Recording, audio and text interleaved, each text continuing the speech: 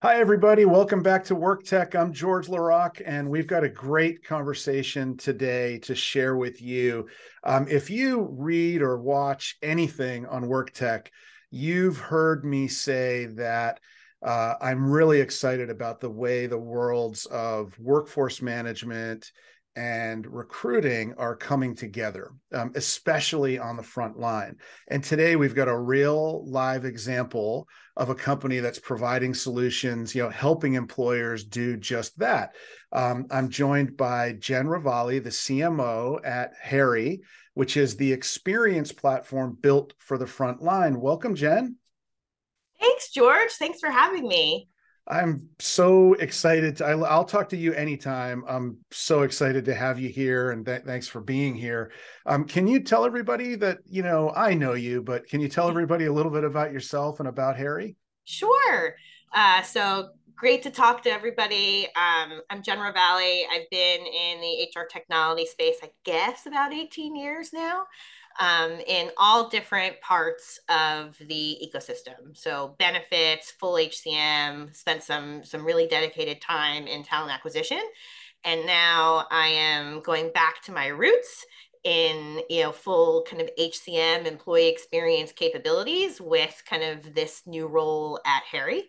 Harri is the employee experience platform for the front line. We say that instead of kind of our full HCM capability because we are employee experience first. We believe that the guest experience will never exceed the employee experience, which is fundamentally how we've built that platform to deliver that.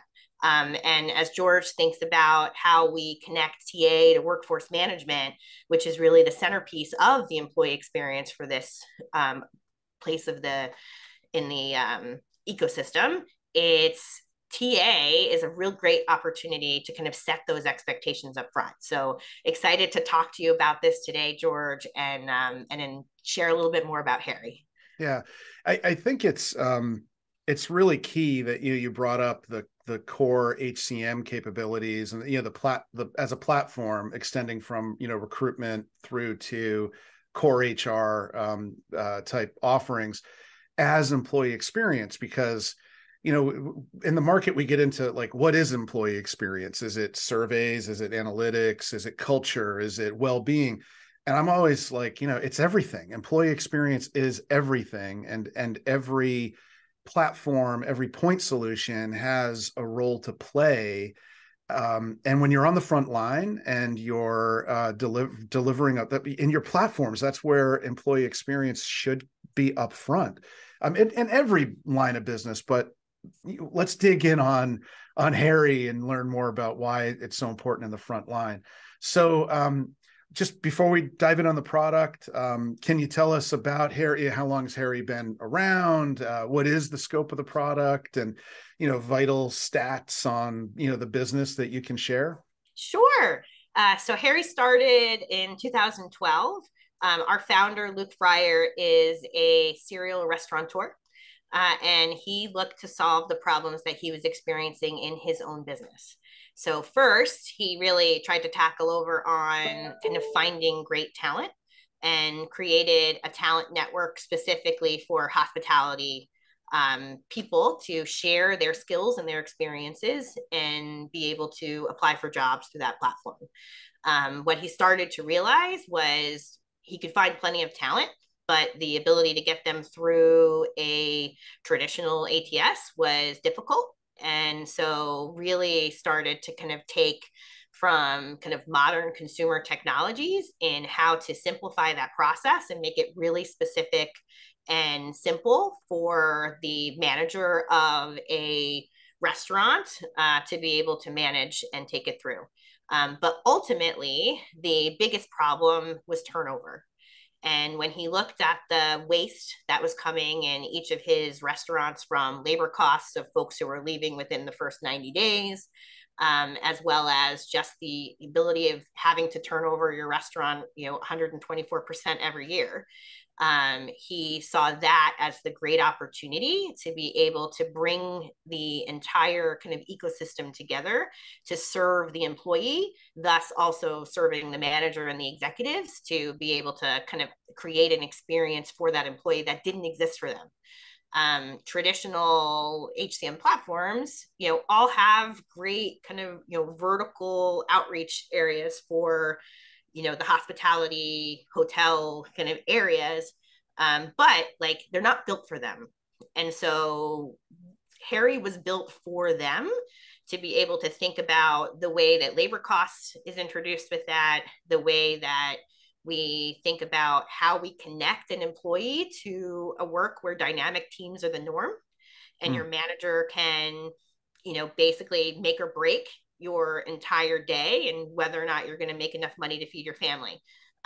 But we believe that the centerpiece of that is the schedule. And that's why workforce management is such a humongous component of what the offering provides, and goes incredibly deep, both on kind of compliance to protect the employee, but all the employer and the employee, but also to kind of create an experience where employees have control, access, flexibility over their schedule that meets their needs in the kind of most impactful way for them. We also provide core HR. We have a really full talent acquisition offering, and performance management. We're working through succession.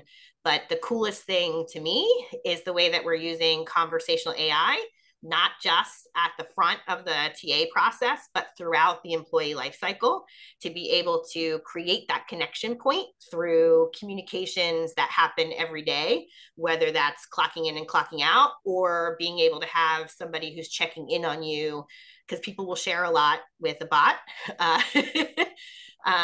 on how things are going along the way, and recognizing moments that matter. Hey, you're eligible for benefits after you've been here for a year. Like, giving that connection piece that traditionally, when there is no day-to-day manager and it changes every day, you don't necessarily have. So as we think about, that's harder than building a employee experience or HCM platform for the desk worker, because they do have those connection points. Right. So really, Harri builds that across, and the cherry on top is very much the intelligence that can be garnered from that, to be able to look at predictive reporting on turnover and trying to stem that, looking at employee sentiment in a very realistic way, being able to put rewards and recognition right in to be able to make sure that you're promoting for performance and not preference, which is very common in the hospitality and frontline areas, because there isn't that tactile necessarily like able to see the work. We're able to bring that to life because we also connect through all of the forecasting and sales data and the POS, and even honestly, restaurant reviews and open table in some cases. Wow. So like, it's a really, it's very interesting to me, coming from the HR tech part of the world, to see how Luke has seen the opportunity in such a different way than anybody else that I have come into contact with across the HR tech ecosystem. And it's exciting to be able to bring that to life, because really there isn't a platform for the front line. There's a lot of point solutions that don't necessarily connect. And so Harri is bringing that all together. Wow. It's, I look at WorkTech, and, I used to call it the business of getting work done. And so to look at it from the business perspective, right? Like, it's people data is business data, and point of sale data is business data, and scheduling data. So how am I performing on different shifts? The flow from, we always think about the flow from talent acquisition into the organization. And we talk about recs that go out for recruiting and turn into ads.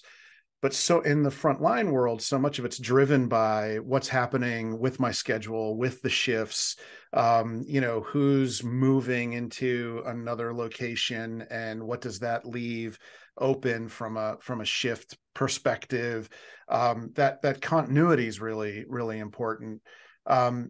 So you've talked about restaurants and how that was the genesis of this. Is that pretty much the industry that you're focused on, or are you looking at just anywhere where it's a non-desk sort of frontline worker? So we've really focused on the service end of the frontline workforce. So that entails hospitality, which we see as restaurants, hotels, resort type of areas. But also, we're seeing some really great results in both healthcare and retail. Okay. So, home care has become kind of a big place for us. We have a very large presence in the UK in addition to the US. But restaurants is where we started, but not where we're going to end. Yeah. And, the commonalities there, you touched on this a little bit, right? Nobody's at a desk. Whether they're, if they are at a desk, it's a front desk with a customer. And otherwise, they're off on the property, they're off in the restaurant, they're off in the hospital or the medical facility. So the phone and that and conversational technology is so key, because I'm not in front of my manager to ask the question when I have it, right? It's very smart to be leveraging conversational. And is that where it's happening on the phone, or on the mobile device? And what is that in production now, or is it in production in particular spots in the process? Yeah, so we have conversational AI across right now. Okay. So, whether that is and we marry the checkpoints with not only kind of the conversational AI, which likely happens outside of the actual workday. Yeah. And, how was your schedule? Are you happy with your schedule? What are some questions we can ask to make sure you're happy with your manager that day, kind of that shift. We really talk about kind of an extreme focus on the first 90 days, okay, that we call nailing the 90, that really is aided by conversational AI post shift. But we marry that with the things that they typically have to do. So clocking in and clocking out and providing, hey, like, how was your shift? Right there, in addition to what we're getting over there. The other thing is like elimination of ghosting, when you focus on like early 90-day stuff, like, hey, here are all the things you need for your first day. I'm looking forward to seeing you, being able to make sure that you're having those checkpoints to keep that person coming, and that they're getting the training that they need, and that you're getting that feedback, and also giving them an outlet to share, because they may not necessarily feel comfortable doing that with somebody who they're maybe trying to impress as the frontline manager of the day. Right. And that's, I think we can complicate employee experience, or maybe that's the wrong way to put it. We can focus on the more complex, people science around employee experience. But if you don't earn the right to do that until the day-to-day is covered, right? Like we talk about candidate experience, and that's a very easy concept. Not that the industry is doing great with it, but it's an easy concept to get my head around, right? I give them a good experience, take the friction away, so we get through the apply and into the interview and to the offer, right? Through the interviews and to the offer. But as an employee, scheduling my shift, getting my paycheck, getting access to my information, benefits enrollment. There's a change. I need time off. I need to see if I can juggle shifts with someone.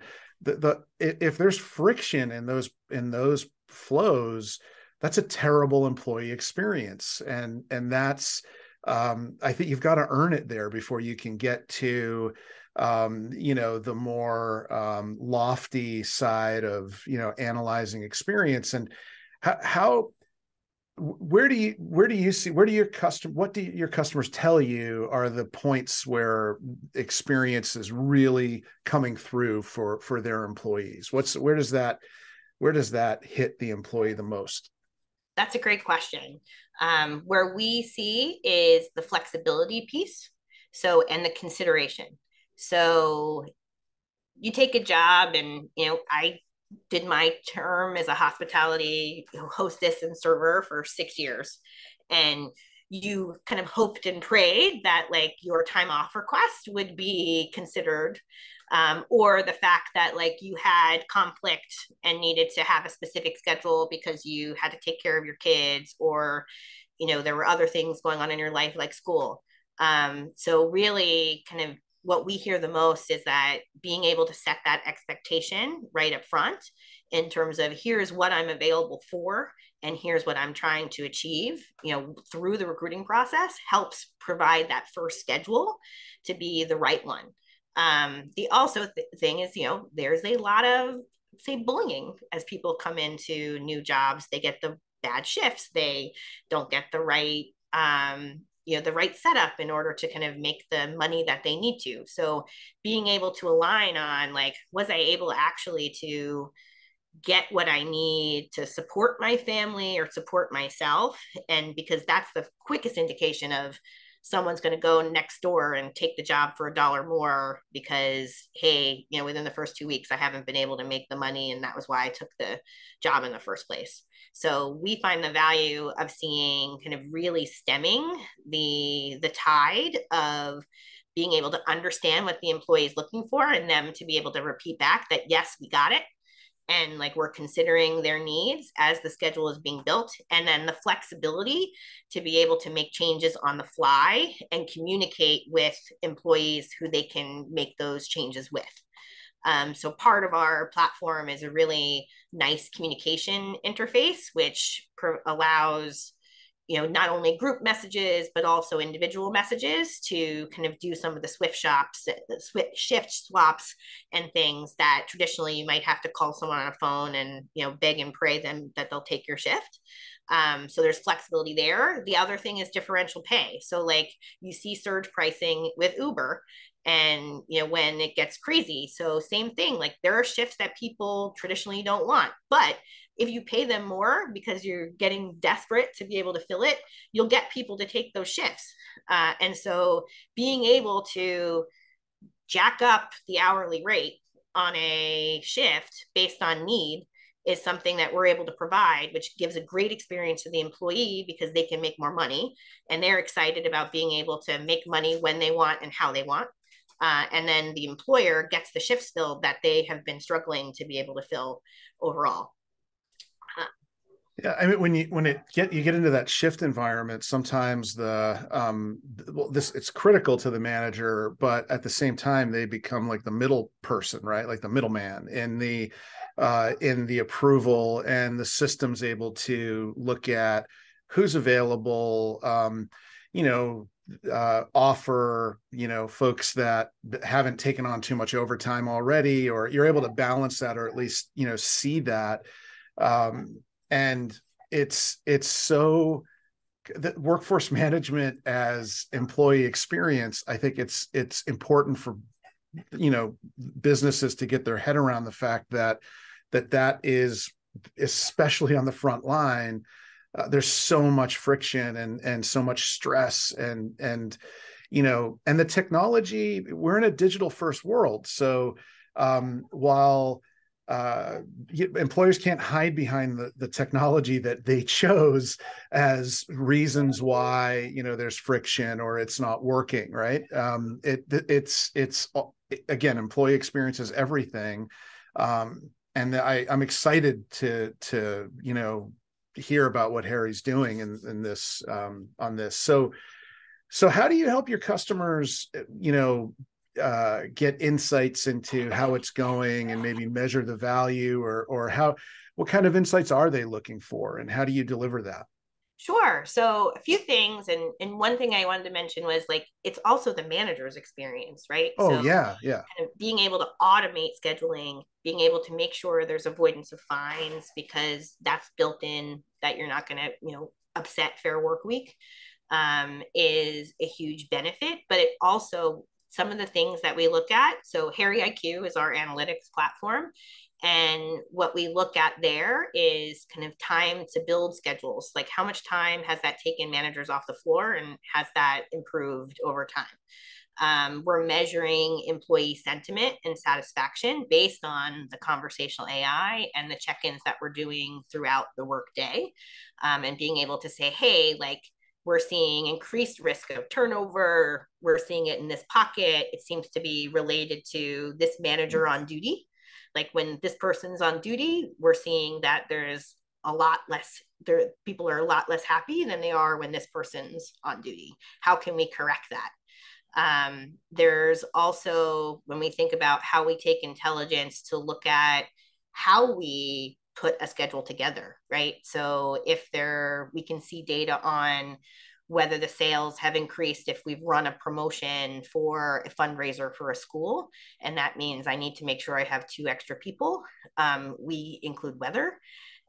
So we can look at year over year, week over week, month over month, and look at what are the key trends that are going to impact that schedule, and be able to maximize the money that you're able to make that day, based on how we're going to schedule the time and schedule the people there. So those are some of the things that we get from an insights perspective. There's many more as well. The other thing is labor cost leakage. So when you bring on a new employee, you not only have someone who's not productive, and we really believe that in the first month of being on the front line, like, you're not expanding the brand, you don't know you don't know enough about kind of how everything works to maximize that potential. You also have a trainer who's working with you who is being less productive as a result as well. That all creates labor cost leakage. So, and if we look and we lose people within a very short time period, that's all loss. So it's been an acceptable risk for a very long time in the front line that labor rate leakage is just a part of what happens.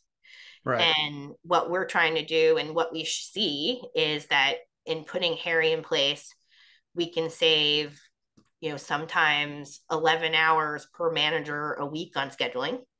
And we can show that in the analytics. We on average save about 2 to 3% in labor costs annually, like when our workforce management is put in place and we're able to see kind of what the turnover statistics are and make those changes in line. So there's some of the reasons why, like, we're seeing some really great pickup in terms of brands who want to bring Harri into their ecosystem and help make these changes. Yeah. And you mentioned integrating that point of sale data.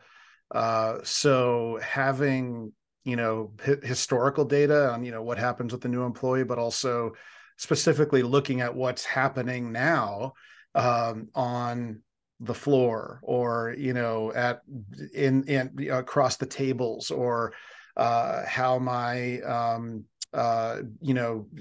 patient satisfaction is coming back from in the healthcare environment. That's an amazing insight to have, because usually you're looking way backwards at that. You're looking at in the pre-WorkTech world, you're looking like at the last 6 months, and you've already turned a bunch of employees because of these issues in that time, right? So this is that's powerful.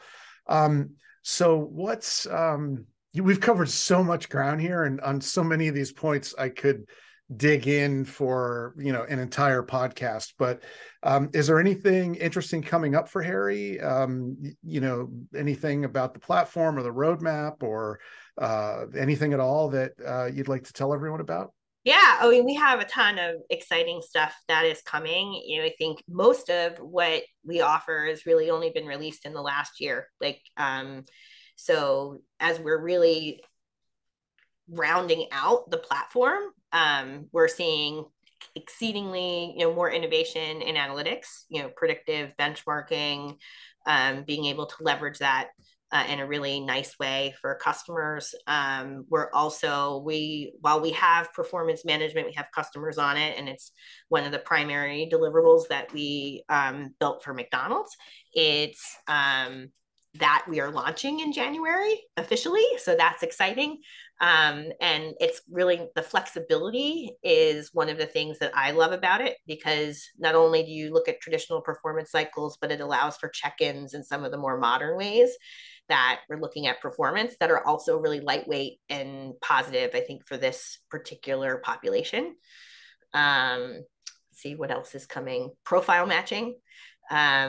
With AI, we are Wow. also putting in place. We've got some really exciting stuff, I think, as we're looking at also just partnerships. Like we haven't done a lot there yet on the work tech and HR tech side. We've done a lot on kind of the POS and demand forecasting piece. And that's those, I think it'll be exciting to see as we think about, bringing in, programmatic, bringing in, more assessment partners and things like that as we're building out our ecosystem around Harri as well. Yeah. Listening to you talk, so much of the conversations I'm having with employers is about, connecting the front of the process and recruiting to the employee experience, and whether they're looking at it from a skills or an upskilling perspective or a career pathing or a performance perspective. But this is exciting because the core of this platform was built with those connections in place, and now you're listening to customers and starting to deliver where they need those added capabilities or insights. That's we're putting out a lot this year at WorkTech about what is WorkTech and how does it extend HR tech, how is it different from HR tech, and these are WorkTech conversations. So I'm really thankful for you being here and asking us to help tell your story or allowing us to tell your story. And where can people find out more about Harri and what you have coming up? Awesome. So definitely come visit us at harri.com, HARRI.com. And that's probably the best place. We're also really upping our social game. So we're on TikTok. We are, and really seeing some fun stuff happening there. LinkedIn, Instagram, all of the places. But as we kind of get our engine moving on our presence, like expect to see our social to really blow up over the next few weeks. Oh, that's great. And it's harri.com, HARRI.com. And we'll put that in the notes. Jen, thank you so much. I really enjoyed this, and I hope you'll come back. I'd love to check in on a few of the things happening in the market and with Harri as time goes on.